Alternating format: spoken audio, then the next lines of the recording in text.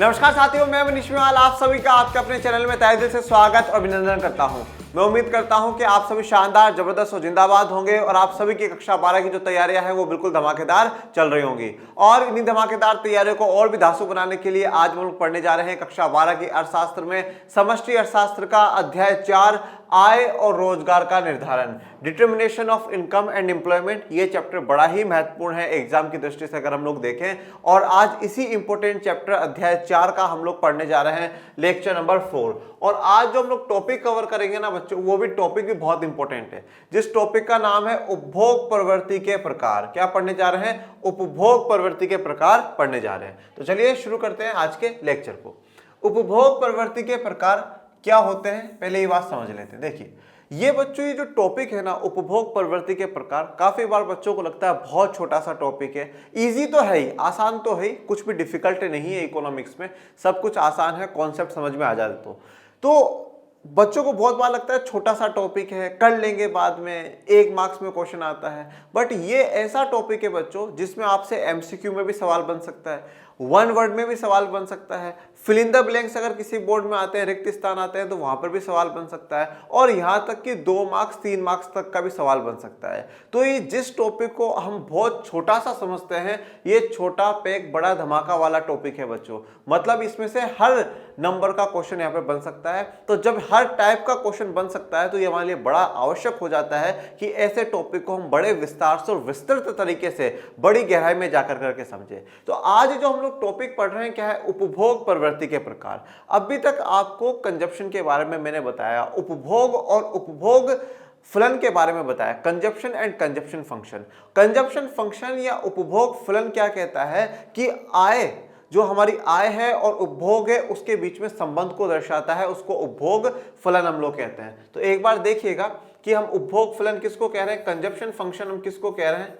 और मैंने हमेशा कहा है जब यहां पर फंक्शन आता है तब वो क्या है? रिश्तों को दर्शा रहा है, संबंध दर्शा रहा है। किस किस का दर्शा रहा है? y और c का संबंध दर्शा रहा है। y क्या है? इनकम है, और c क्या है? कंजप्शन है। अब यहां पर बहुत सी बार बच्चे बड़े कंफ्यूज होते हैं और पूछते हैं कि गुरुदेव आप कभी कभार इस चैप्टर में जो y है उसके लिए आय कहते हैं, इनकम कहते हैं, और बहुत सी किताब जब हम लोग देखते हैं तो वो राष्ट्रीय आय लिखा हुआ होता है, नेशनल इनकम लिखा हुआ होता है। तो अब हम क्या माने, हम आय लिखें या राष्ट्रीय आय लिखें? तो बच्चों पहली बात तो ये है कि गुरु पे विश्वास करो ठीक है। चलो, तो अगर यहाँ पे y लिखा हुआ है और जब आप समष्टि अर्थशास्त्र पढ़ रहे हो, ये अध्याय पढ़ रहे हो, तो चाहे आप आय लिख दीजिए या राष्ट्रीय आय लिख दीजिए, दोनों का मतलब एक ही होगा। क्यों?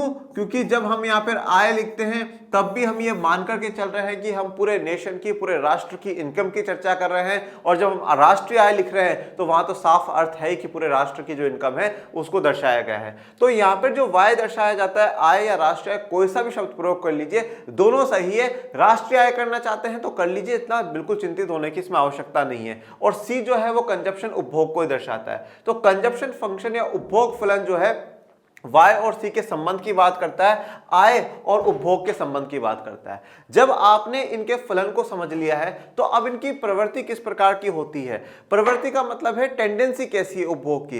अब आप लोगों ने जब व्यष्टि अर्थशास्त्र पढ़ा है तो वहां मैंने आपको औसत पढ़ाया है, सीमांत पढ़ाया है, कुल पढ़ाया है। अलग अलग रूप में देखेंगे, जैसे उपयोगिता पढ़ाई थी, औसत उपयोगिता, कुल उपयोगिता, सीमांत उपयोगिता पढ़ाई, उसके बाद उत्पाद वाले पढ़ाए हैं। तो इस प्रकार का पढ़ा। तो आज हम यहां पर भी जो पढ़ेंगे उपभोग प्रवृत्ति के बारे में 2 पढ़ने हैं। एक होता है APC, average propensity to consume. Propensity का जो इंग्लिश में, देखिए प्रोपेंसिटी जो इंग्लिश में वर्ड लिखा जाएगा यहां पे, प्रोपेंसिटी टू कंज्यूम।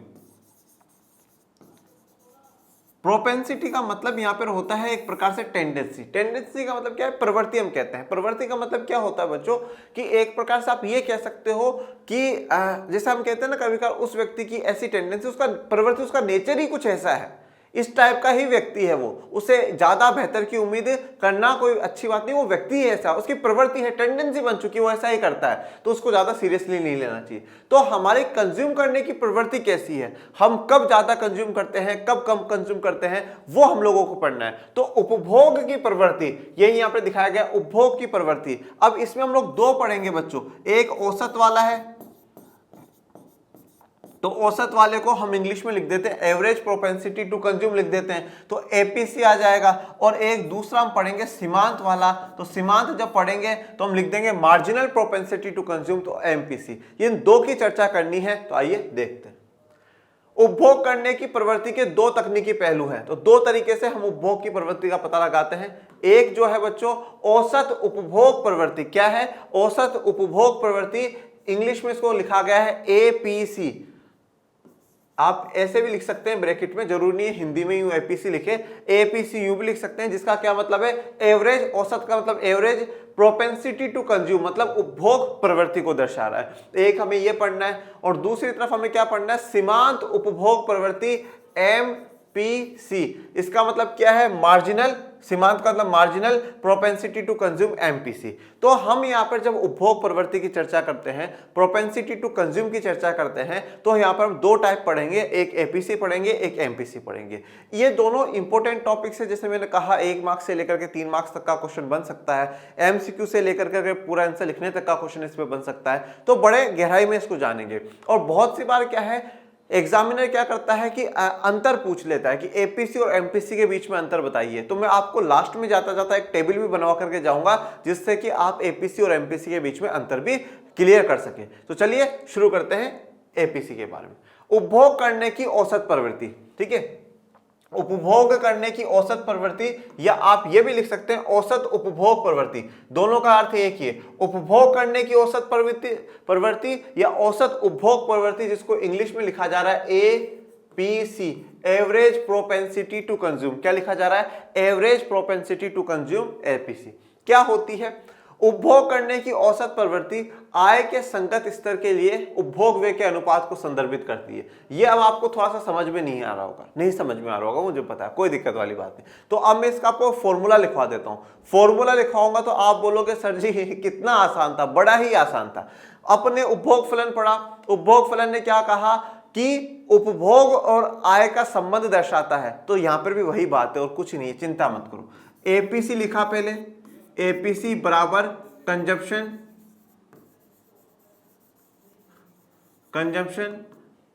बटा इनकम। कंजम्पशन को हम सी से दर्शाते हैं, इनकम को हम वाई से दर्शाते हैं। तो ये इसका फॉर्मूला हो गया, जो उपभोग कर रहे हैं वो और नीचे जो हमारी आय है वो। तो अब मैं आपको हिंदी में भी लिख देता हूं, नहीं बच्चे बोलेंगे सर आप तो इंग्लिश में पढ़ाने लग गए, नाराज हो जाएंगे मेरे प्यारे प्यारे नन्हे मुन्ने से बच्चे। उपभोग, जिसको आप ब्रैकेट में तो सी लिखोगे हैं, या थोड़ी ओ लिख करके छोड़ दोगे, ओ ऐसे नहीं लिखते हैं ना। फिर नीचे क्या लिखोगे आय, इनकम। अब इसको तो वाई से ही दर्शाना पड़ेगा, ठीक है। तो उपभोग बटा आय, ये एपीसी का फॉर्मूला होता है। और जब अगर आप एग्जाम में लिखे तो एपीसी भी लिख देंगे तो भी ऐसा नहीं है कि टीचर नंबर काट देगा। या औसत प्रवृत्ति लिखेंगे, औसत उपभोग प्रवृत्ति लिखेंगे तो भी ठीक है, एपीसी भी लिख देंगे तो कोई ऐसा टीचर इतने कोई कठोर नहीं होते कि नहीं साबित इसने हिंदी मीडियम के बच्चे ने इंग्लिश में एपीसी कैसे लिखा है, ऐसा कोई नहीं होता। तो उपभोग बटा आय, तो सीधी सी बात हमारी औसत प्रवृत्ति क्या कहती है कि आय के संगत में, मतलब जितनी हमारी आय होती है उसके संगत में हमारा उपभोग पर व्यय कितना होता है, उसके अनुपात को दर्शाना है। उसके अनुपात को दर्शाना है मतलब उसका रेशियो दर्शाना है। जैसे फॉर एग्जांपल आज मैं कहूं पूरे देश की इनकम 100 रुपए है, पूरे देश की इनकम 100 रुपए है और पूरे देश में जो खर्चा हो रहा है उपभोग पर वो 80 रुपए हो रहा है, तो 0 से 0 काट दूंगा और फिर 2 चौक 8, 2 पंजे 10। तो मतलब हमारा, अब आप इसको डिवाइड दे करके देखिएगा, 40/5, हमारा जो आंसर आएगा वो 0.80 आ जाएगा। कितना आ जाएगा 0.80। मतलब हम लोग हर 100 रुपए में से हम 80 रुपए जो है वो किस पे खर्च कर रहे हैं, उपभोग पर खर्च कर रहे हैं। तो इस प्रकार से तो ये हमारी एपीसी होती है, बड़ा आसान सा है। अब यहाँ पे देखो 1 मार्क्स में क्या क्वेश्चन है, यहाँ पे 1 मार्क्स में क्वेश्चन पूछ सकता है, एपीसी का फॉर्मूला पूछ सकता है, वो ये भी पूछ सकता है, एपीसी की परिभाषा भी आपसे पूछ लेगा। औसत उपभोग प्रवृत्ति प्रति आम इकाई उपभोग है। तो ये औसत प्रवृत्ति उपभोग क्या है, प्रति आम इकाई उपभोग है। तो प्रति इकाई उपभोग को यहाँ पे दर्शा रहा है, जो नॉर्मली हम लोग उपभोग करते हैं उसको दर्शा रहा है। इसने प्रति आम इकाई उपभोग क्यों कहा है, क्योंकि आगे जो आप सीमांत पढ़ोगे तो सीमांत का जो सीधा सा कॉन्सेप्ट है वो ये दर्शाता है कि जो भी हमारे चेंजेस हुए हैं हमने जैसे देखा था सीमांत उपयोगिता क्या है, तो सीमांत उपयोगिता में हम देखते हैं कि भैया जो थोड़ा सा हमारे चेंजेस हुआ है, हमने जो एडिशनल यूनिट ली है, जो एक एक्स्ट्रा यूनिट हमने ली है वो है, तो जहां एक्स्ट्रा की बात आती है वहां सीमांत आ जाता है। तो इसलिए कह रहा है ये प्रति आम इकाई उपभोग है और वहां पे एक एडिशनल की बात करेगा। तो यहां पर मैंने आप लोगों को ये फॉर्मूला लिखा दिया है, ठीक है। अब आ जाओ, अब अपन एक बार टेबल के साथ अच्छे से इसको समझ लेते हैं। ये आप लोगों के लिए टेबल है, यहां पर वही इनकम जीरो है। जब इनकम जीरो है तो कंजप्शन कितना है बच्चों, 40 करोड़ का है। इनकम जब जीरो है तो कंजप्शन 40 करोड़ का। एपीसी निकालने के लिए ऊपर सी नीचे वाई, मतलब सी 40/0। तो अब ये तो क्या आएगा, नील आ जाएगा, नील हो जाएगा, इन्फिनिटी अनंत हो जाता है इस प्रकार से, तो ये नील हो जाता है। क्यों, और ये कौन सी कंडीशन है, स्वायत्त उपभोग, स्वतंत्र उपभोग या ऑटोनोमस कंजप्शन की स्थिति है। जब व्यक्ति की इनकम जीरो होती है तब भी वो कुछ ना कुछ तो उपभोग करता है, क्योंकि J.M. किनिस का मनोवैज्ञानिक जो सिद्धांत है वो क्या कहता है कि व्यक्ति के जीने के लिए उसको कुछ ना कुछ तो उपभोग करना ही पड़ेगा। फिर जैसे मान लीजिए इनकम अब 0 से 100 करोड़ हो गई है, पर अब भी उपभोग कितना है, 120 करोड़ का है। तो 120/100 आपने दिया तो 1.20 आया। मतलब हम लोग क्या कर रहे हैं, हम कमा 100 रुपए रहे और खर्च 120 रुपए कर रहे हैं। इसका मतलब क्या है कि 100 करोड़ कमाए हैं देश ने, 120 करोड़ खर्च कर रहे हैं, 20 करोड़ का हम लोग क्या कर रहे हैं, एक्स्ट्रा कंजप्शन कर रहे हैं। ये अभी हमारी क्या चल रही है, निर्बचत चल रही है, डिससेविंग हमारी ये भी चल रही है। मतलब हमारे पास बचतें नहीं हो रही है, जो पुरानी बचतें कर रखी हैं उन पुरानी बचतों को खत्म कर रहे हैं। अब भी समष्टि अर्थशास्त्र में हमारे का मतलब यहां पर है हमारा पूरा देश। यहां मैं कहता हूं कि मैंने 100 रुपए कमाए, मैंने 100 रुपए मतलब पूरे देश ने 100 रुपए कमाए हैं, मैं इंडिविजुअल यहां पर नहीं हूं, क्योंकि कभी भी समष्टि में इंडिविजुअल की व्यक्तिगत की बात नहीं होती है। फिर आप देखिए 200 करोड़ इनकम है, यहां पर 200 करोड़ ही खर्च कर रहे हैं। यहां पर एपीसी आपकी क्या आ गई, 1 आ गई। एपीसी 1 आने का अर्थ क्या हो गया बच्चों, कि जितना हम लोगों ने कमाया है उतना हम लोगों ने खर्च कर दिया है। मतलब C बराबर Y, और इसको क्या कहेंगे, ब्रेक इवन पॉइंट कहेंगे। कौन सा पॉइंट कहेंगे, ब्रेक इवन पॉइंट कहेंगे। 300 यहां पर हम कमा रहे हैं और अब खर्च 280 हो रहे हैं, 0.933। देखो यहां पर 1 है, यहां पर 1 से ऊपर है, अब ये 1 से नीचे चला गया। और फिर आगे देखो 400 करोड़ कमाए हैं, 360 करोड़ खर्च कर दिए हैं, तो अब भी 40 करोड़ का बेनिफिट में है अपन लोग, तो 0.90 आ रहा है, मतलब 1 से कम हमारी एपीसी चल रही है। तो ये आपको एपीसी का जो टेबल है वो दर्शाया गया। अब एक बार आप एवरेज प्रोपेंसिटी टू कंज्यूम या एपीसी का जो कर्व है वो देख लीजिए। तो ये आपको पता है ऑटोनोमस कंजप्शन है, तो इसलिए यहां से ही शुरू होगा। मतलब जब मेरी इनकम जीरो होती है तो भी मैं कुछ ना कुछ तो कंज्यूम करूंगा, मेरी इनकम जीरो होगी तभी मैं कुछ ना कुछ तो उपभोग करूंगा। और अब इधर देखो, जब मैं इनकम जीरो है तो कुछ ना कुछ उपभोग कर रहा हूं, और ये देखो ये अपना कंजप्शन जो है टोटल यहां तक का हो रहा है। कंजप्शन अपना यहां तक से यहां तक का पूरा ये कंजप्शन को दर्शा रहा है, और ये वाली जो लाइन है ये हमारी किसको दर्शा रही है, इनकम को दर्शा रही है। मतलब हमारा कंजप्शन इतना है और हमारी इनकम टोटल जो है वो ओवरऑल इतनी है। तो इसलिए ये ON कंजप्शन है तो कंजप्शन ऊपर आ गया, और OY1 ये नीचे आपकी इनकम आ गई। तो ये एपीसी को कर्व के थ्रू वक्र के द्वारा भी इस प्रकार से बता दिया जाता है। आप सीधी सी ये टेबल इस प्रकार से याद कर लीजिएगा। अब यहां पर इस टेबल से और इस वक्र से हमें कुछ अवलोकन देखने को मिलते हैं, कुछ महत्वपूर्ण ऑब्जर्वेशन देखने को मिलते हैं। कुछ महत्वपूर्ण ऑब्जर्वेशनों में देखो, ऑब्जर्वेशन में अगर मैं देखूं तो अपन ये कह सकते हैं कि अपने पास एपीसी जो है, एपीसी ग्रेटर देन 1 भी है, लेस देन 1 भी है, ठीक है। तो इस प्रकार से, और एपीसी इक्वल्स टू 1 भी है। एपीसी की तीनों बराबर भी है, एपीसी 1 के बराबर है। 1 के बराबर का मतलब क्या है, खर्चा भी उतना ही और इनकम भी उतनी है। 1 से ज्यादा भी है मतलब इनकम कम है खर्चे ज्यादा हैं, और 1 से कम है मतलब हमारे खर्चे कम है और इनकम ज्यादा है। ओके, अब इस पूरी टेबल से और से क्या क्या आपको अवलोकन ऑब्जर्वेशन मिले हैं, आइए वो डिस्कस करते हैं। एपीसी के बारे में महत्वपूर्ण बिंदु। अब हमने एपीसी की जो टेबल और वक्र देखा है उससे कुछ महत्वपूर्ण अवलोकन या कुछ महत्वपूर्ण बिंदुओं पर चर्चा करते हैं कि इससे मतलब निष्कर्ष क्या निकलता है। एपीसी का जो टेबल और वक्र हम लोगों ने देखा है उससे क्या क्या निष्कर्ष निकलता है। सबसे पहली बात है एपीसी एक से अधिक है। देखो एपीसी एक से अधिक है, इसका मतलब यह है कि एपीसी एक से अधिक हो सकता है जब तक खपत राष्ट्रीय आय से अधिक है, यानी ब्रेक इवन बिंदु से पहले एपीसी ग्रेटर देन 1 है। बड़े ध्यान से सुनना क्या बोला है, जब तक खपत राष्ट्रीय आय से ज्यादा है। खपत का मतलब क्या है, हमारा उपभोग, आप उपभोग भी लिख सकते हो, कोई दिक्कत वाली बात नहीं। मतलब जब तक हमारा उपभोग जो है वो आय से ज्यादा है तब तक क्या होगा, एपीसी इज ग्रेटर देन 1, मतलब एपीसी एक से बड़ी होगी। 1.10, 1.5, 1.20 इस प्रकार से चलेगी, मतलब एक से ज्यादा एपीसी आएगी। अब यहां पर मेन बात ये नहीं है कि मैं आपको ये जो बता रहा हूं एपीसी 1.5, 1.10, 1.20 नहीं, यहां पर निष्कर्ष जो निकल के आता है उनको ध्यान में दो। अब आपसे एमसीक्यू में पूछ लिया जाएगा कि क्या एपीसी एक से अधिक हो सकती है, आपको पता होना चाहिए हो सकती है। या फिर यह भी पूछ सकता है एपीसी एक से अधिक होती है, कौन सी स्थिति में होगी, जब उपभोग ज्यादा हो राष्ट्रीय आय कम हो, या राष्ट्रीय आय ज्यादा हो उपभोग कम हो, राष्ट्रीय आय उपभोग दोनों ही बराबर हो, या उलझाने के लिए यह भी दे देगा कि आपका खर्चा और आपकी राष्ट्रीय आय बराबर हो। तो किसी भी प्रकार से वो पूछ सकता है। तो आपका यहाँ पे कॉन्सेप्ट जो है वो क्लियर होना जरूरी है। यहां पर एक सवाल ये और बन सकता है कि ब्रेक इवन पॉइंट से पहले, ब्रेक इवन बिंदु से पहले एपीसी की स्थिति क्या रहेगी, एपीसी लेस देन 1, एक से छोटा होगा, एपीसी इक्वल टू 1, या एपीसी लेस देन 1। तो यहां पर अगर ब्रेक इवन बिंदु से पहले, ब्रेक इवन पॉइंट से पहले हम लोग बात करते हैं तो क्या होगा, एपीसी लेस देन 1, एपीसी एक से अधिक होगा, APC is greater than 1, sorry मैं लेस देन 1 बोल रहा था, APC is greater than 1, APC एक से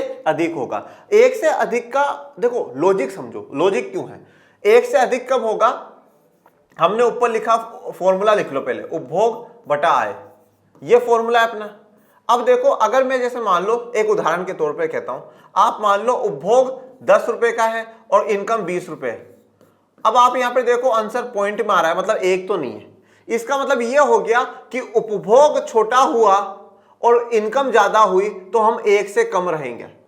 और जब उपभोग जैसे मान लो 20 रुपए का है और इनकम भी मेरी 20 है तो कट पिटा करके ये एक आ जाएगा। तो जब दोनों बराबर हो गए, जो कि ब्रेक इवन पॉइंट वाला है, उस पर एपीसी बराबर बना जाएगा। और जब मान लो इनकम जो है उपभोग 40 का है, इनकम 20 रुपए की है, तो यहां पर 2 आया, एक से अधिक हो गई एपीसी। तो एक से अधिक कब होगी, जब ऊपर वाला बड़ा है, जब ऊपर वाला बड़ा है तभी एक से अधिक होगी। और ऊपर क्या है, उपभोग है, और नीचे वाला जब बड़ा है तो वो एक से नीचे होगी, और नीचे क्या है, इनकम है, आय है। फॉर्मूलों को इनको दिमाग में बिठा करके चलते रखिएगा। मैं आपको एक बात बता दूं बच्चों, जो कक्षा 12 में विद्यार्थी हैं सभी, जो विशेष करके व्यष्टि अर्थशास्त्र और समष्टि अर्थशास्त्र दोनों पढ़ रहे हैं, क्योंकि जो मेरे प्यारे बच्चे सीबीएसई बोर्ड से हैं उनके कक्षा 12 में भारतीय अर्थव्यवस्था विकास और समष्टि अर्थशास्त्र चल रही है, तो उनको व्यष्टि नहीं पढ़नी पड़ रही है। पर कक्षा 12 में जो बाकी सभी बोर्ड्स के बच्चे जो व्यष्टि और समष्टि पढ़ रहे हैं, आपको एक काम सौंपता हूं बच्चों, ईमानदारी से कर लेना।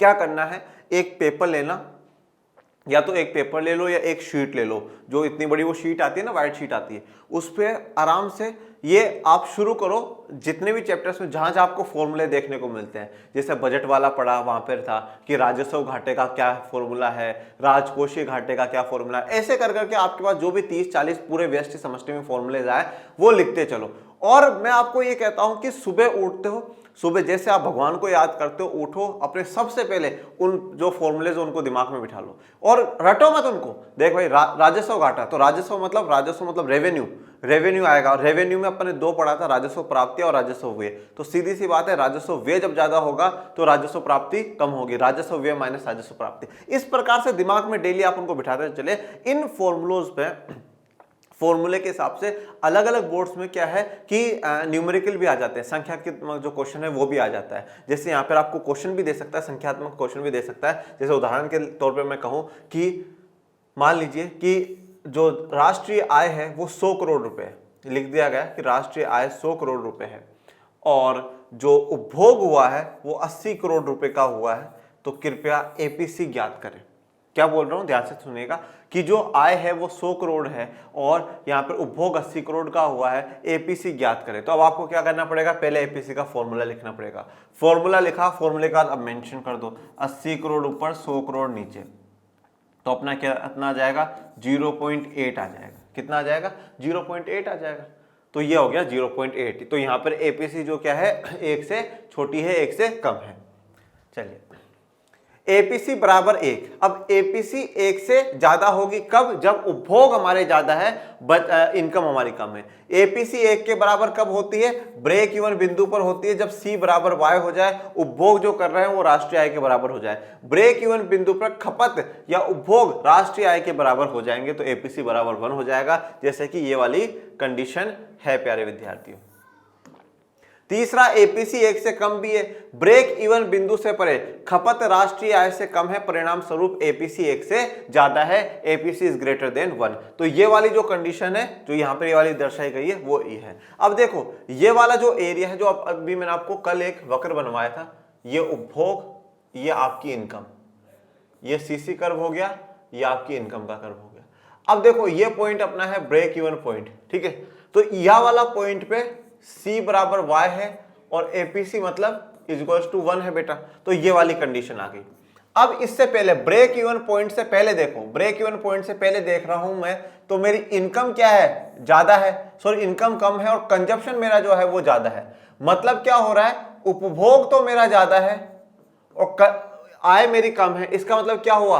1 से ज्यादा होगी APC, APC is greater than 1, 1 से ज्यादा होगी। तो ये देख लो 1.2, 1.5, 2 इस प्रकार से आ रही है। और ये वाला एरिया क्या दर्शा रहा है? ये डिस सेविंग को दर्शा रहा है। डिस सेविंग का मतलब क्या होता है? निर्बचत बेटा, मतलब यहां पर बचत नहीं हो पा रही है और जो पहले की बचतें थी उनका प्रयोग करा जा रहा है। अब इस बिंदु के बाद देखो क्या कहा गया? ब्रेक इवन बिंदु से परे, मतलब दाई ओर आप देखोगे तो यहां पर अब इनकम ज्यादा है और कंजप्शन हमारा कम है, तो APC is greater less than 1 हो जाएगा। और ये वाला कौन सा एरिया है बेटा? जब हमारे पास सेविंग होना शुरू हो जाएगी, बचत होना शुरू हो जाएगी। एक एक चीज को मैं बार बार कॉन्सेप्ट में कह रहा हूं, समझा रहा हूं, समझते चलिएगा, इंपॉर्टेंट बातें हैं।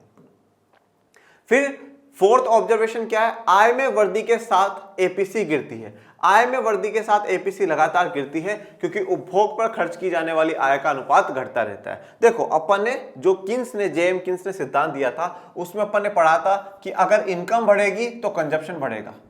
अगर किन्स की जो सिद्धांत है, जो उसका साइकोलॉजिकल लॉ ऑफ कंजप्शन है, मनोवैज्ञानिक उपभोग का सिद्धांत अगर हम देखें तो उसने 3 बातें मुख्यतः फोकस करी है। पहली बात तो क्या कही है कि जब y 0 होगा तो भी कुछ ना कुछ तो कंजप्शन होगा, जिसको हम ऑटोनोमस कंजप्शन कह देते हैं। दूसरी बात बोल दी कि y बढ़ेगी, इनकम बढ़ेगी तो उपभोग भी बढ़ेगा। हाँ सही बात है। तीसरी बात यह भी बोली थी जिस दर से y बढ़ता है उस दर से C नहीं बढ़ता। दोनों बढ़ते हैं पर C बहुत धीरे स्पीड में बढ़ता है और Y तेजी से बढ़ता है। क्यों? क्योंकि अब हमें इतनी चीजें मिल सकती है जिससे हमारा जीवन चल रहा है। अब फिर इंसान क्या करता है? पैसे बचाना शुरू कर देता है। तो अब जैसे जैसे आपकी इनकम बढ़ती जाएगी तो आप उन सारों पैसों को खर्च तो करोगे नहीं। आपको सब कुछ मिल रहा है तो आप क्यों फालतू पैसा खर्च करोगे? आप बचाना शुरू करोगे। इसलिए क्या होगा? जैसे जैसे आय बढ़ेगी वैसे वैसे एपीसी क्या है? गिरती जाएगी, एपीसी कम होती जाएगी। क्यों? क्योंकि हमारा उपभोग का अनुपात अब धीरे धीरे कम हो रहा है एज कंपेरिजन टू इनकम हमारे पास। ओके, एपीसी कभी भी शून्य नहीं हो सकती। वेरी इंपॉर्टेंट, ये सवाल बहुत बार पूछा जाता है कि एपीसी इज इक्वल्स टू 0, ये सही है या गलत है? या पूछ लिया जाएगा एपीसी क्या शून्य हो सकती है? एपीसी शून्य क्यों नहीं हो सकती ये भी पूछा जा सकता है। तो एपीसी तभी शून्य हो सकता है जब खपत शून्य हो जाए। तो एपीसी शून्य कब होगा? जब उपभोग जो है, जो उपभोग है वो बिल्कुल 0 हो जाए। और उपभोग तो कभी 0 हो ही नहीं सकता। इनकम 0 हो सकती है, इनकम 0 हो सकती है पर उपभोग कभी भी 0 नहीं हो सकता, क्योंकि इस 0 इनकम पर भी वो कुछ ना कुछ तो खाएगा, कुछ ना कुछ तो कंज्यूम करेगा, उपभोग करेगा। इसी को तो ऑटोनोमस कंजप्शन, स्वायत्त उपभोग कह रहे हैं बेटा, इसी को तो स्वायत्त उपभोग कह रहे हैं। तथापि आय के किसी भी स्तर पर उपभोग कभी शून्य नहीं होता। राष्ट्रीय आय के शून्य स्तर पर भी स्वायत्त उपभोग होता है, सी है। तो इस सी को तो आप ऐसे काट दो यहां से और ये वाला सी लिखना ब्रैकेट में, ठीक है ना, सी बार वाला, ठीक है। कभी कभार देखिए हिंदी में ऐसा नहीं लिखा हुआ आता, फॉन्ट के कारण हो जाता है, ठीक है। तो ये सी बार आप लिख लीजिएगा यहाँ पे। तो चलिए, हमारा जो एक टॉपिक था average propensity to consume APC, वो कंप्लीट हो गया। अब दूसरा है हमारा सीमांत उपभोग प्रवृत्ति MPC, marginal propensity to consume, ठीक है। अब आ जाइए मार्जिनल को जान लेते हैं। उपभोग की सीमांत प्रवृत्ति कुल आय में परिवर्तन, देखो क्या कहा गया, अब कुल आय में परिवर्तन उपभोग व्यय में परिवर्तन के अनुपात को संदर्भित करती है। यहां पे कितना परिवर्तन आ रहा है, एडिशन कितना हुआ उसकी बात करता है। तो अब यहां पे फॉर्मूला लिखोगे तो क्या लिखोगे, एमपीसी, ये डेल्टा लगा दोगे, ये इसको हम क्या कहते हैं, चेंज का साइन मानते हैं, परिवर्तन का मानते हैं। तो चेंज इन कंजप्शन, कुछ ही नहीं करना, बस ये एक साइन का खेल है बच्चे, change in consumption upon change in income. APC का फॉर्मूला क्या था, कंजप्शन अपॉन इनकम, यहां बस ये चेंज लगा दो कि कंजप्शन में कितना चेंज आया, इनकम में कितना चेंज आया। अब आपको हिंदी में भी लिखा देता हूं, यहां पर आप लिख लो कि उपभोग में परिवर्तन, उपभोग में परिवर्तन बटा आय में परिवर्तन, ये आप लिख सकते हैं। और बच्चों मेरी रिक्वेस्ट है, आप इंग्लिश की टर्म्स को भी देखिए, याद रखा कीजिए, क्योंकि देखो इकोनॉमिक्स में सब कुछ हिंदी में नहीं चलता बेटा। अब मैं आपको यह भी कहता हूं कि अगर आप पेपर में भी लिख के आओ, ये फॉर्मूला लिखो तो ये भी लिख लेना, और ये नहीं लिखो ना तो कम से कम ये तो जरूर लिख करके आना, MPC change in C upon change in Y, जिससे टीचर, क्योंकि उपभोग में परिवर्तन, आय में परिवर्तन इतना नहीं पड़ता है, वो सीधा change in C upon change in Y देख लेगा। तो कितना इजी है, एपीसी सी अपॉन वाई है और MPC change in C upon change in Y है। एमपीसी बताती है कि आय में परिवर्तन के किस अनुपात पर खर्च किया जाता है। देखो अब इस बात को समझो क्या कहता है। अब यहाँ पर बड़े ध्यान से देखना, उपभोग में परिवर्तन और आय में परिवर्तन। जैसे मैं कहता हूं मेरी पहले मतलब अपने देश की 100 रुपए, मान लीजिए 100 करोड़ या 100 रुपए अपनी इनकम थी, अब 120 करोड़ हो चुकी है, 120 करोड़ हो चुकी है। अब पहले हम जो कंजप्शन कर रहे थे वो मान लीजिए 40 करोड़ का हो रहा था, और अब जो कंजप्शन हो रहा है वो कितने का हो रहा है, 60 करोड़ रुपए का कंजप्शन हो रहा है, उपभोग हो रहा है। तो अब क्या होगा इसमें, कैसे निकालोगे, तो अब यहां पर देखो क्या बोला, परिवर्तन देखना है, उपभोग में कितना परिवर्तन आ रहा है, पहले 40 का हो रहा था अब 60 का हो रहा है, मतलब 20 करोड़ रुपए का उपभोग बढ़ गया है। पहले इनकम 100 थी अब 120 हो गई, मतलब 20 करोड़ इनकम बढ़ गई, मतलब आपकी 1 आ गया। मतलब जितना इनकम में परिवर्तन आया है, जितनी इनकम बढ़ी उतना ही आपने उपभोग बढ़ा दिया, दैट्स ऑल। ठीक है, तो यहां पे इस प्रकार से, ये जरूरी नहीं है कि हर बार 1 ही आएगा, ऐसा नहीं है। चलिए अब टेबल को देख लीजिए। अब अगर अपन टेबल पर चर्चा करें तो ये अपनी इनकम है, ये अपना कंजप्शन है, और ये इनमें चेंज इन कंजप्शन की, कंजप्शन में क्या क्या बदलाव आ रहा है और इनकम में क्या क्या बदलाव आ रहा है। ये 0 40 वाला तो छोड़ दीजिए। अब इनकम देखो पहले 100 थी यहाँ पे, ठीक है, इनकम पहले 0 थी, 100 हुई तो कितना बदलाव आ गया, 100 का आ गया। फिर 100 से 200 हुई, कितना बदलाव आ गया, फिर 100 का आ गया, 100 से बढ़ गई ना, 200 से 300 हो गई, फिर 100 करोड़ रुपए बढ़ गए, 300 से 400 हुई, फिर 100 करोड़ रुपए बढ़ गए।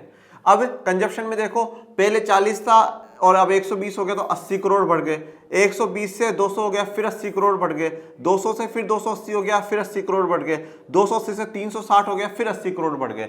अब यहाँ पर आप एमपीसी निकालोगे, change in C upon change in Y, तो चेंज इन सी यहाँ पर कितना है 80 और चेंज इन वाई कितना है बटा 100, फिर 80 बटा 100, सब में क्या आ रहा है 0.80, 0.80, 0.80 या 0.8 भी हम लिख सकते हैं यहाँ पे।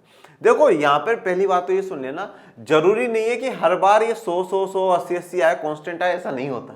ठीक है, चेंजेस हो सकते हैं, ऐसा ये नहीं कि हाँ यही रहेगा ऐसा। ठीक है, कोई जिस पर एमपीसी की एक इंपॉर्टेंट जो बात है वो ये है कि ये 0 से 1 के बीच में ही रहती है, 0 से ज्यादा नहीं जाती। जैसे एपीसी तो क्या था, 1 से ज्यादा हो रहा था, 1 से कम भी हो रहा था, 1 के बराबर भी हो रहा था, पर यह हमेशा 0 से 1 के बीच में रहेगी। अगर अब यहाँ पर सवाल क्या बनता है कि कभी कभार ये भी पूछ लिया जाता है एमपीसी का न्यूनतम वैल्यू क्या हो सकती है, न्यूनतम क्या हो सकता है, तो उसका आंसर होगा 0।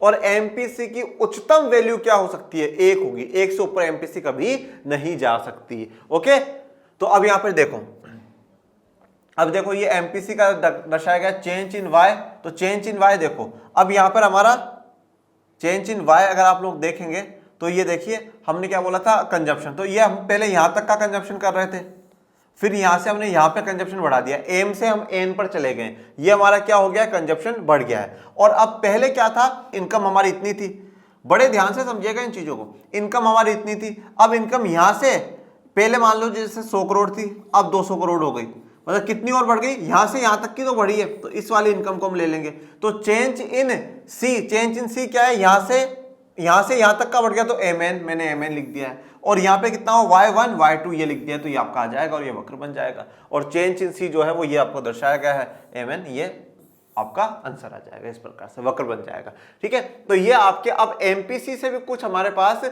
ऑब्जर्वेशंस आते हैं, उन ऑब्जर्वेशंस को देख लेते हैं। एमपीसी के बारे में कुछ महत्वपूर्ण बिंदु। सबसे पहला महत्वपूर्ण बिंदु, एमपीसी का मान 0 और 1 के बीच भिन्न होता है। वेरी इंपॉर्टेंट, ये बड़ी ही इंपॉर्टेंट बात बोली है, एमपीसी लाइज बिटवीन 0 to 1। बस रट लीजिएगा इस बात को, एमपीसी कभी भी 1 से अधिक नहीं होगी, एपीसी कभी 0 नहीं हो सकती, और एमपीसी कभी भी 1 से अधिक नहीं हो सकती, इस बात का ध्यान रखना है। तो एमपीसी का मान 0 और 1 के बीच भिन्न होता है। हम जानते हैं कि वर्धशील आय या तो उपभोग पर खर्च की जाती है या भविष्य में उपभोग के लिए सहेज गया है। देखो क्या कहना चाहता है ये, कि जो हमारी इनकम में वृद्धि होती है, जो वृद्धिशील आय है, मतलब जो हमारी इनकम बढ़ती है, उस इनकम को या तो हम उपभोग पर खर्च कर देते हैं या भविष्य के लिए हम बचा कर करके रखते हैं कि भविष्य में खर्च करेंगे, जो कि किन्स का जो फॉर्मूला था y = C+S, कि आय बराबर उपभोग प्लस बचत। यही था कि हम हमारी जो इनकम या तो उसको उपभोग पे खर्चा कर लेंगे और जो बच जाएगा वो बचत कहलाएगी। तो यही बात कहेगी कि हमारी जो इनकम बढ़ती है ना बेटा, हम इनकम को, जो हमारी इनकम बढ़ रही है तो हम उसका उपभोग कर लेंगे, और नहीं तो हम क्या कर लेंगे, उसको बचा लेंगे। ओके, यदि संपूर्ण अतिरिक्त आय का उपभोग हो जाता है, अर्थात ये ए नहीं है बेटा, इसको काट दो ऐसे, ये डेल्टा एस है। तो अगर अतिरिक्त आय का उपभोग हो जाता है तो डेल्टा एस मतलब चेंज इन सेविंग, बचत में जो आय है वो कितनी हो जाएगी, 0 हो जाएगी। मतलब जैसे मान लो कि आप यहाँ पे एक व्यक्ति का उदाहरण ले लो, कोई व्यक्ति पहले 10,000 रुपये कमा रहा था, अब आज उसकी इनकम जो हो गई वो 15,000 रुपये हो गई। ठीक है, ये जो 5,000 रुपये उसके बढ़े हैं, इसने 5,000 के 5,000 रुपये ही क्या कर दिए, उपभोग पर ही खर्च कर दिए। तो कुछ बचा क्या, कुछ बचा क्या, नहीं बचा। तो कितना हो गया, सेविंग कितनी हो गई, 0 हो गई। तो एमपीसी बराबर 1, हालांकि यदि संपूर्ण अतिरिक्त आय बचाई जाती है, अर्थात ये एसी नहीं है, काट दो इसको, ये डेल्टा सी है, और अगर पूरी की पूरी आय बचा ली जाए तो यहाँ पे जो कंजप्शन में कितना, कंजप्शन कुछ भी नहीं हुआ। मतलब ये 5,000 रुपये मैं बचा लूं तो मैंने उपभोग पे कुछ भी खर्चा नहीं करा, चेंज इन उपभोग कितना है, 0 है, पहले जितना हो रहा था उतना ही चल रहा है, मैंने बढ़ी हुई आय में से तो कुछ खर्चा ही नहीं करा है, तो ये चेंज इन 0। अब यहां पर समझो, जब मेरा चेंज इन एस मतलब मैं सारा का सारा जो मेरी बढ़ी हुई इनकम है उसको सारे के सारे को खर्चा कर रहा हूं, और जब मेरा सेविंग में 0 आ रहा है, और तब मेरा एमपीसी क्या हो जाएगा, 1 हो जाएगा। एमपीसी क्या है कि आपकी बढ़ी हुई आय का बढ़े हुए उपभोग के साथ संबंध क्या है। तो अब मैं यहां पर कहता हूं कि भैया मैंने, जैसे मान लो पहले 10,000 रुपये कमाता था और 10,000 का ही हम उपभोग कर लेते थे, अब मेरी इनकम 15,000 हो गई है, तो अब मैं 15,000 का ही उपभोग कर रहा हूं। तो इनकम कितनी बढ़ी, 5,000 बढ़ी, उपभोग कितने का बढ़ा, 5,000 का बढ़ा, तो 5/5, तो यहां पर एमपीसी क्या आ गई, 1 आ गई।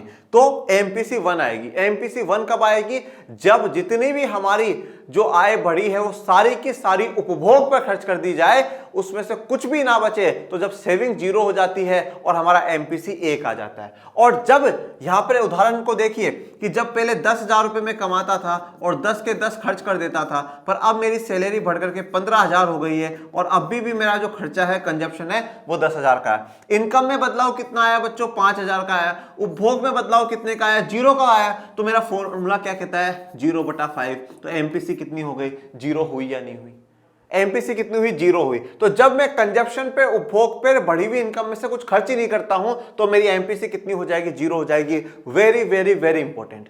अब देखो सवाल, एमपीसी का मान 0 से 1, अब 1 से ऊपर क्यों नहीं जा सकता, 1 से ऊपर क्यों नहीं जा सकता, 1 से ऊपर इसलिए नहीं जा सकता बच्चों, क्योंकि हमारी जितनी भी इनकम बढ़ी है मैं वो सारी के सारी खर्च कर दूंगा, तो मेरा क्या आ जाएगा, 1 आ जाएगा ना। 1 से ऊपर कैसे जाओगे भाई, मुझे 5,000 बढ़े, मैंने 5 के 5,000 खर्च कर दिए, तो मतलब मेरा उपभोग में परिवर्तन बटा आय में परिवर्तन 1 आ जाएगा। 1 से ऊपर हम जा ही नहीं सकते बेटा, और 1 से ऊपर हम लोग जा ही नहीं सकते। तो एमपीसी हमेशा 0 से 1 रहेगा। एमपीसी अब 0 कब होगा, जब हमारा कंजप्शन में परिवर्तन 0 हो, और एमपीसी 1 कब होगा, जब हम सारा का सारा उपभोग खर्च कर दे जो नया आय है उसका। सामान्य स्थितियों में एमपीसी का मूल्य 0 और 1 के बीच भिन्न होता है। सामान्य स्थितियां देखो, सामान्य स्थितियों का मतलब क्या है, जब आपकी जो इनकम बढ़ी है उसमें से आप थोड़ा बहुत खर्चा कर रहे हो और थोड़ा बहुत आप बचा रहे हो। देखो तीन स्थितियां हैं। पहली स्थिति तो क्या है, आप सारा का सारा पैसा खर्च कर दो, जब तो आपकी एमपीसी 1 आ जाएगी। या सारा का सारा जो पैसा बढ़ा है उसको बचा लो, उपभोग पे कोई खर्चा नहीं कर रहे हो, तो आपकी 0 एमपीसी आ जाएगी। तीसरी कंडीशन क्या है, जो जनरली बीच में चला करती है कि थोड़ी इनकम बढ़ी है तो उस इनकम के साथ थोड़े वो जो उपभोग है और वो और बढ़ गए, तो 0 से 1 के बीच में कंडीशन चलती रहेगी। दूसरी बात क्या कही गई है, गरीबों की एमपीसी अमीरों की तुलना में अधिक होती है। देखिए, गरीबों की एमपीसी अमीरों की तुलना में अधिक होती है। मतलब आप हमेशा ये देखोगे कि अगर अमीर जो लोग हैं, अमीर जो देश है, उनकी एमपीसी 0 आ रही है, 0.5 आ रही है, तो यहाँ पे गरीबों की 0.8 आएगी, 1 आएगी, ठीक है, इस प्रकार से आएगी। मतलब गरीबों की हमेशा एमपीसी ज्यादा होती है अमीरों की तुलना में। क्यों होता है ऐसा? ऐसा इसलिए होता है क्योंकि गरीब लोग अपनी बढ़ी हुई आय का अधिक प्रतिशत उपभोग पर खर्च करते हैं, क्योंकि उनकी अधिकांश बुनियादी जरूरतें असंतुष्ट रहती है। अब गरीब जो व्यक्ति है वो तो पहले क्या है कि जीवन यापन के लिए तरस रहा है कि भाई कुछ बेहतर जीवन मिल जाए, अच्छा खान पीन मिल जाए, अच्छा हो जाए। जैसे उसकी इनकम बढ़ती है, जो भी इनकम बढ़ोतरी हुई उसने सारा का सारा उपभोग में लगा दिया, क्योंकि वो तो अपना जीवन स्तर सुधारने में लगा हुआ है। और जो अब अमीर आदमी है उसका तो जीवन स्तर पहले से सुधरा हुआ है, जो चीजें उसको जीवन यापन के लिए चाहिए सारी की सारी मिल रखी है। अब जो इनकम बढ़ी है वो तो उसके लिए एक प्रकार से बचत ही है ना भाई सीधी सी बात। जैसे आज एक उदाहरण, कोई व्यक्ति महीने के 50,000 रुपए कमा रहा है, उसका उस 50,000 में 40,000 उपभोग में खर्चा हो रहा है, ठीक है, और उस 40,000 में उसके घर में पूरी सुख सुविधा है, कोई वो नहीं है। उसकी कल को कंपनी ने और या सरकार ने जो जहां पर भी वो जॉब कर रहा है उसकी इनकम 50,000 से 80,000 कर दी। अब 80,000 कर दी तो जो उसके 30,000 बढ़ रहे हैं वो भी बचे हुए हैं, क्योंकि जीवन तो पहले भी बेहतर ही चल रहा था, कोई समस्या थी नहीं। पर अब अगर मैं गरीब व्यक्ति की बात करूं तो पहले 10,000 कमा रहा था, 10,000 में कैसे न कैसे जीवन, जैसे ही 15,000 इनकम हुई तो वो 5,000 और अपने जीवन को बेहतर बनाने पे खर्च करने लग गया। तो इसलिए हमेशा गरीबों की एमपीसी ज्यादा होती है और अमीरों की एमपीसी कम होती है, ठीक है ना। गरीबों की एमपीसी ज्यादा है और अमीरों की एमपीसी कम है। दूसरी ओर अमीर लोग कम अनुपात में खर्च करते हैं, क्योंकि वे पहले से उच्च जीवन स्तर का आनंद ले रहे हैं। तो गरीब को बेचारों को संतुष्टि, अपना जीवन स्तर सुधारने के लिए खर्चा करना पड़ता है, और अमीर तो पहले से बेहतर जीवन जी रहा है तो उसको ज्यादा खर्चा करने की जरूरत पड़ती नहीं, वो सारा का सारा पैसा बचता ही है। इसी प्रकार भारत, बांग्लादेश आदि विकासशील देशों की एमपीसी अमेरिका, इंग्लैंड जैसे विकसित देशों की एमपीसी से अधिक है। देखो अब यहाँ पे क्वेश्चन बन सकता है, क्वेश्चन किस प्रकार से घुमा फिरा करके पूछा जा सकता है कि विकासशील देशों की एमपीसी विकसित देशों से ज्यादा होगी या कम होगी। विकासशील देशों की एमपीसी विकसित देशों की तुलना में ज्यादा होगी या कम होगी? तो आप क्या कहोगे? कम, ज्यादा होगी। क्यों? क्योंकि ये जो विकासशील देश है, भारत, बांग्लादेश, ये विकासशील देश है, भी विकास कर रहे हैं, अपने देश में से गरीबी को हटा रहे हैं, आर्थिक विकास बढ़ा रहे हैं, तो इनमें उनको ज्यादा पैसा खर्च करने की आवश्यकता होती है। तो जितना राष्ट्र ने कमाया वो सारा खर्च करने का काम कर रहे हैं। पर विकसित देश है तो वहां तो ऐसी कोई समस्या है नहीं, सब कुछ वेल सेटल चल रहा है, जितना एक्स्ट्रा इनकम होती है वो बचती है, ठीक है। यह है यहाँ पर उदाहरण। तीसरी बात बोली गई है, आय में क्रमिक वृद्धि के साथ एमपीसी गिरती है। ये बात देखिए, जैसे जैसे इनकम बढ़ेगी वैसे वैसे एमपीसी गिरेगी। ये बात हमने वहां पर भी पढ़ा है। कॉमन बात यही है कि इनकम बढ़ रही है तो एमपीसी भी गिर रहा है, और इनकम बढ़ रही है तो एमपीसी भी गिर रहा है। एमपीसी क्यों गिर रहा है? जैसे मान लो कि आज एक कोई परिवार है कि उसकी 10,000 कमा रहा है, उसका 10,000 का खर्चा हो रहा है, उसके कल को इनकम हुई 20,000 हुई, उसका खर्चा जैसे मान लो 18,000 हो गया, कल को उसकी इनकम 30,000 हो गई, अब उसका खर्चा मान लो 20,000 हो गया। अब बताओ, अब अगर वो 20,000 तक खर्च कर रहा है तो वो वेल सेटल्ड, अच्छा खासा जीवन जी रहा है, कल को उसकी इनकम 40 हो गई तो वो हद मार करके 21 खर्च करना शुरू कर देगा। उसकी इनकम 50 हो जाएगी तो बोले बस यार जीवन बढ़िया चल रहा है, क्यों पैसा खर्च करना है। तो जैसे जैसे यहाँ पर इनकम बढ़ती जाएगी तो हमारा उपभोग जो है वो भी तो कम होगा, उपभोग में जो परिवर्तन होगा वो भी तो कम होगा ना, क्योंकि हम उपभोग पहले से ठीक ठाक मात्रा में कर रहे हैं, तो फिर हमें और ज्यादा पैसा खर्च करने की आवश्यकता क्या है? नहीं पड़ती ना। ऐसा इसलिए होता है क्योंकि जैसे जैसे एक अर्थव्यवस्था समृद्ध होती जाती है, उसकी अपनी आय में प्रत्येक वृद्धि के छोटे प्रतिशत का उपभोग करने की प्रवृत्ति होती जाती है। तो जैसे जैसे राष्ट्रीय आय बढ़ती जाती है, अर्थव्यवस्था विकसित होती जाती है, तो वो ऑटोमेटिकली एमपीसी गिरता जाएगा, कम होता जाएगा। उपभोग वक्र का ढलान, इसे सी अतिरिक्त उपभोग, तो ये सी का आप ऐसे दर्शाना डेल्टा सी, चेंज इन सी, और वाई अतिरिक्त आय, तो इसको क्या है? Delta Y. अतिरिक्त आय के बीच अनुपात के रूप में मापा जाता है और इसे एमपीसी के रूप में जाना जाता है। स्थिर एमपीसी के कारण उपभोग वक्र एक सीधी रेखा अर्थात उपभोग फलन रेखिक होता है। तो उपभोग वक्र का कैसा होगा? बिल्कुल यूं सीधा होगा, ठीक है ना, क्योंकि वो ये दर्शाता है कि जैसे जैसे इनकम बढ़ रही है हमारा उपभोग भी जो है बढ़ रहा है, वो हमने लास्ट लेक्चर में भी देख लिया है। चलिए, तो यहाँ पे हमारा जो लेक्चर है वो पूरा कंप्लीट है। अब हम लोग जो है एक शॉर्ट रिवीजन के लिए आपको टेबल बनवा देता हूँ एपीसी की और एमपीसी की। अब मेरे प्यारे विद्यार्थियों ध्यान दीजिएगा, बड़ा इंपॉर्टेंट बात बता रहा हूँ। जब आप एग्जाम में लिखो तो आप पूरा लिखना, उपभोग जो है औसत उपभोग प्रवृत्ति, फिर ब्रैकेट में एपीसी लिख देना, सीमांत उपभोग प्रवृत्ति, ब्रैकेट में एमपीसी लिख देना। ठीक है ना, ऐसा है।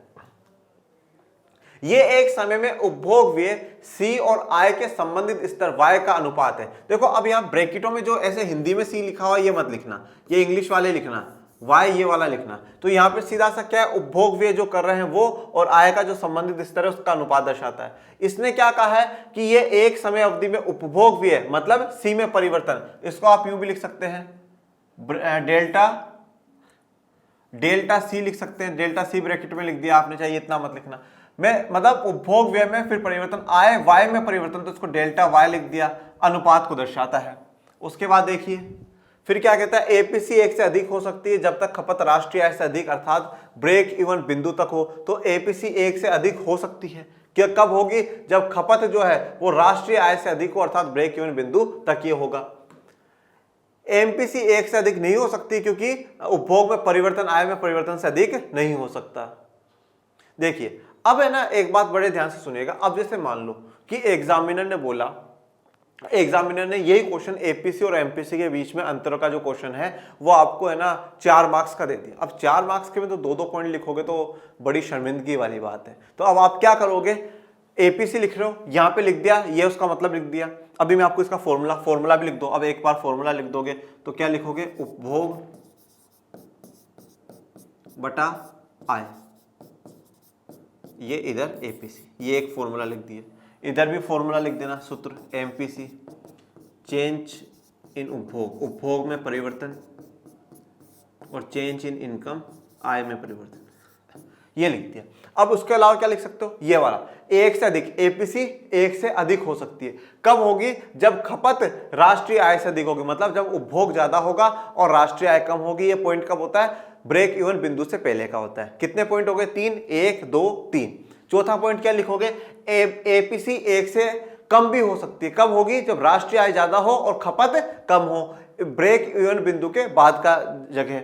फिर नेक्स्ट पॉइंट क्या लिखोगे, एपीसी 1 के बराबर भी हो सकती है, जब खपत और राष्ट्रीय आय बराबर हो जाए उसको हम ब्रेक इवन पॉइंट बोलेंगे। और फिर क्या करा, इसी लाइन को आगे बढ़ाते हुए एक टेबल बना दी एपीसी की, उसी में छोटा सा वक्र बना दिया, टेबल भी नहीं बनाओ तो वक्र बना दिया, 4 मार्क्स का क्वेश्चन हो गया। ऐसी प्रकार से एमपीसी में जो आपको लिखा है 1 से अधिक नहीं हो सकती है, 0 से 1 के बीच में रहेगी, क्यों रहेगी, एमपीसी 1 कब होगा, एमपीसी 0 कब होगा, और है ना जो गरीब है उनकी एमपीसी ज्यादा होती है। ऐसे पॉइंट्स यहाँ लिख देना, वो क्वेश्चन के नंबर पे डिपेंड करता है। अगर क्वेश्चन ही 2 मार्क्स का पूछा दैट्स इनफ, बट अगर 4 मार्क्स में 5 मार्क्स में पूछ रहा है और कल को बोला मनीष सर ने तो हमें 2 पॉइंटों में खत्म कर दिया था, तो मैं आज ही बता करके जा रहा हूं कि भैया उनको पॉइंट्स को आगे एडजस्ट कर देना आप लोग। ओके, जब आय बढ़ती है तो एपीसी गिरती है लेकिन एमपीसी की तुलना में कम दर पे। जब आय बढ़ेगी तो एपीसी भी गिरेगी और एमपीसी भी गिरेगी, पर एमपीसी की तुलना में कम दर से। मतलब जैसे जैसे इनकम बढ़ेगी तो एपीसी भी गिरेगा और एमपीसी भी गिरेगा, पर एमपीसी ज्यादा तेज स्पीड से गिरेगा एज कंपेरिजन टू एपीसी। जब आय बढ़ती है तो एमपीसी भी गिरती है लेकिन एपीसी से अधिक दर पर। ये आपके जो डिफरेंस वाले पॉइंट है वो यहाँ पर मैंने बता दिए हैं। और इसी के साथ अपना जो आज का लेक्चर है वो कंप्लीट होता है। आपको कोई भी डाउट, कोई भी समस्या हो तो कमेंट बॉक्स में मेंशन करिएगा। मेरे प्यारे विद्यार्थियों, पढ़ते रहिए, आगे बढ़ते रहिए और आपके अपने channel learn and share arts को ज़्यादा से ज़्यादा लाइक, शेयर, सब्सक्राइब करते रहिए। और डिस्क्रिप्शन में लिंक दे रखा है टेलीग्राम चैनल का, प्लीज़ उसको भी ज्वाइन कर लीजिए जिससे आपको सभी नई जानकारियाँ मिलती रहे। और मैं मिलूंगा आपको नेक्स्ट लेक्चर में, तब तक के लिए थैंक यू सो मच। जय हिंद, जय भारत।